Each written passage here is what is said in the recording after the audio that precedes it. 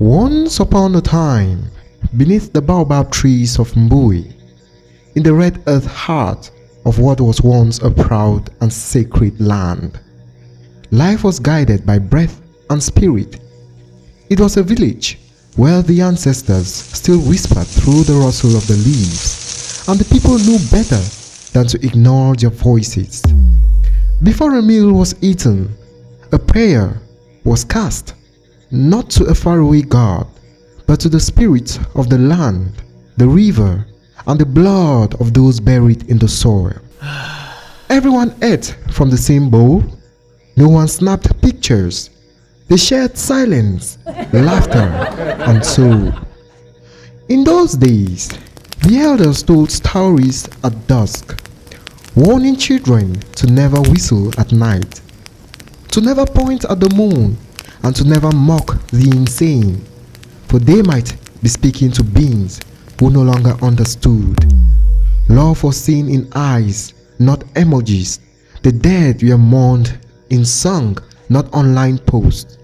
Mbui thrived on this rhythm until the rhythm faltered, until the day the winds changed. The first crack in the foundation came not with war, nor with drought, but with a gift.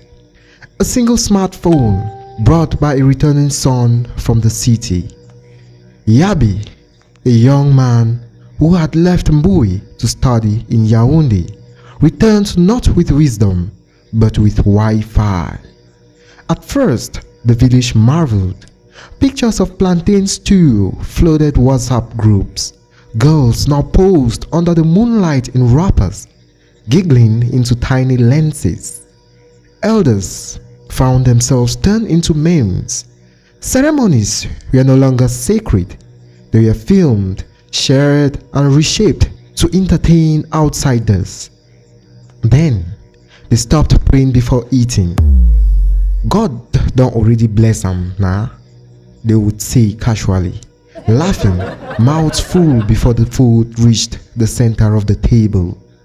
The elders warned, you dey expose your soul when you expose your food before the ancestors. No one listened. One night, Mama Awa, the oldest woman in the village, woke up screaming. She had seen the ancestors, angry, cold, turned away. Them don't abandon we, she muttered, clawing at her wrapper. Them say we did disgrace their name. That week, strange things began to happen. Goats were found dead with their eyes plucked out. The river, once clear and singing, turned brown and silent. Children spoke of a tall man in white rags, walking at midnight through the yam fields, whispering names.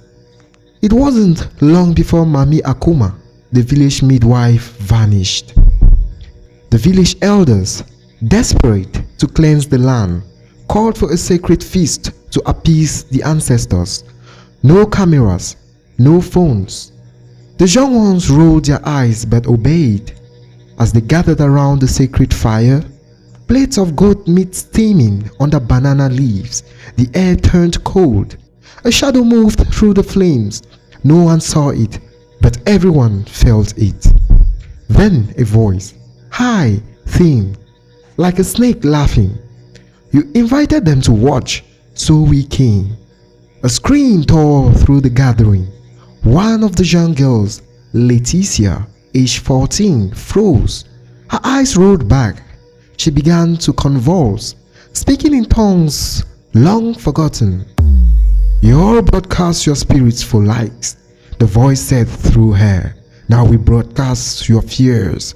Leticia dropped, and the silence was louder than any scream. They called in a seer from across the river, a mad man named Babantem. He arrived naked except for cowrie shells and a rope belt, his face smeared in charcoal. He looked at the phones in the villagers' hands and laughed bitterly. You wear mirrors in your pockets that open doors you cannot close.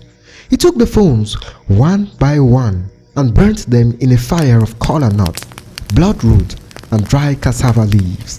The ones watching from the dark are hungry. You have fed them with your vanity. Still, the curse deepened. The crops failed. Women bled during pregnancies. Men went mad and walked into the forest, never to return.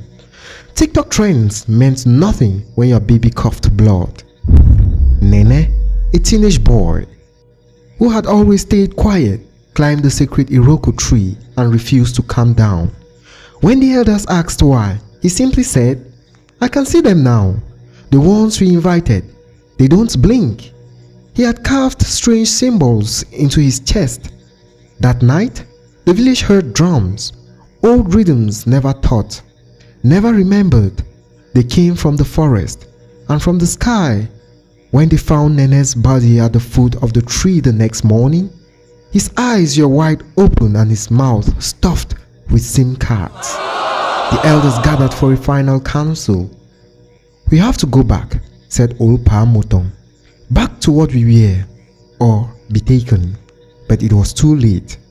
Mbui is now silent. The wind does not blow. The baobabs no longer speak. Only 3 remain. They do not use phones. They do not snap pictures. They bury their food before they eat. And before every meal, they kneel and cry.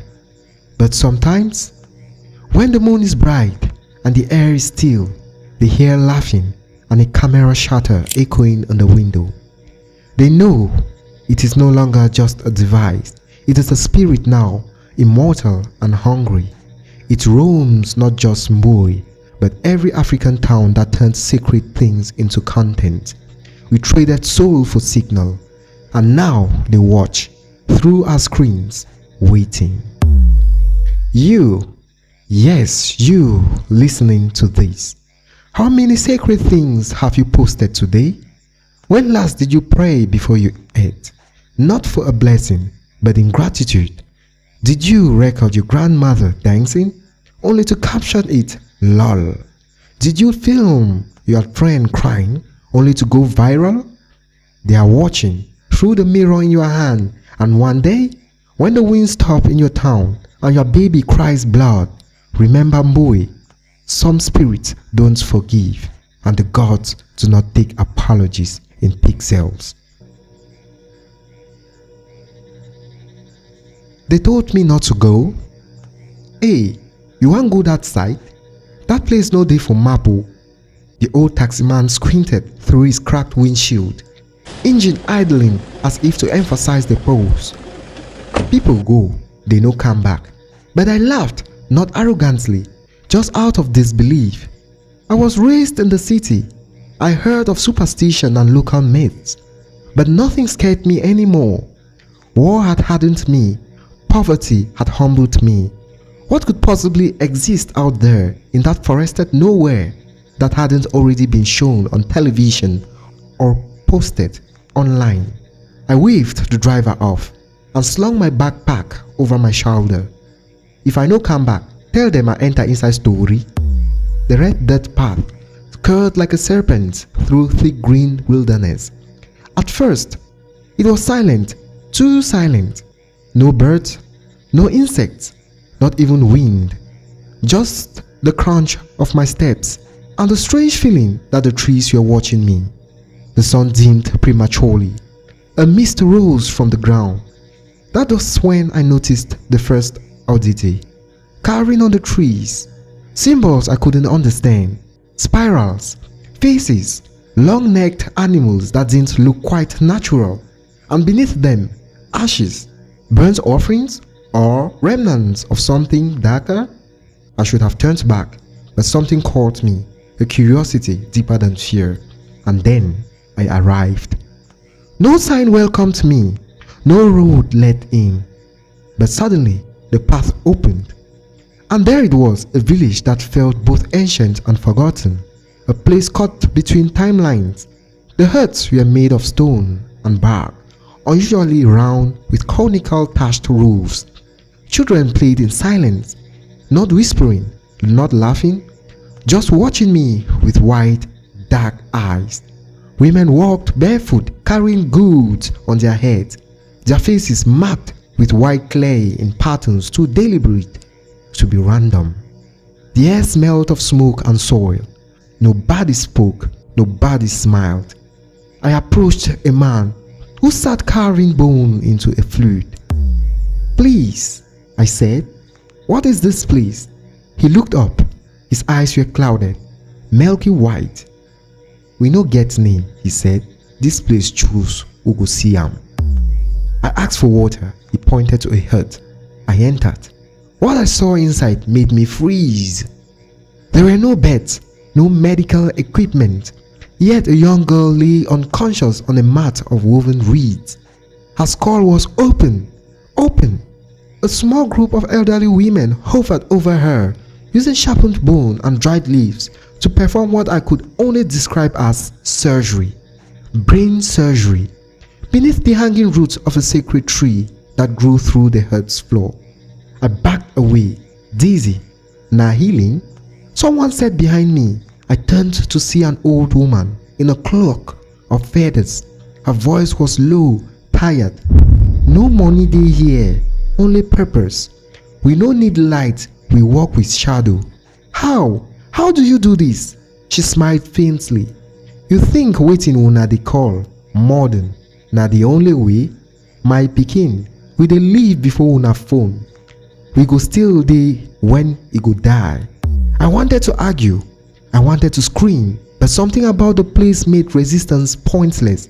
I stayed, not for hours, not for a day, for weeks. I ate with them, but not before prayer. Their prayers weren't to Jesus or Allah. They spoke to the ones beneath, spirits of the underroot, watchers of the bones. They chanted in a language no one taught me, but which I began to understand in dreams. They lived without money. They traded in energy, in favors, in dreams.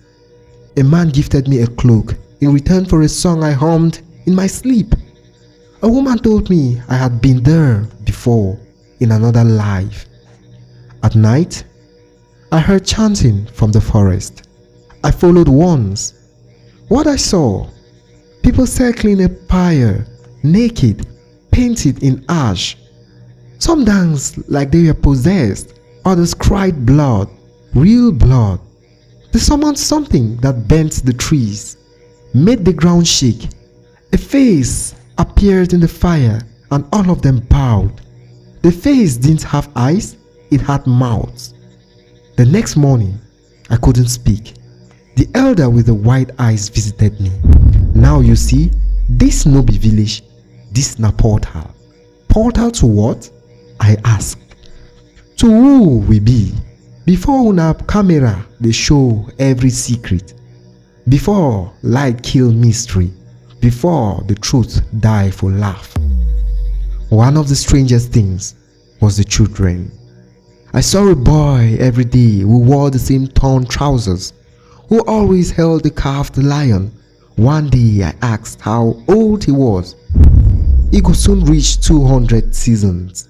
Someone said, "What?" "He know the age.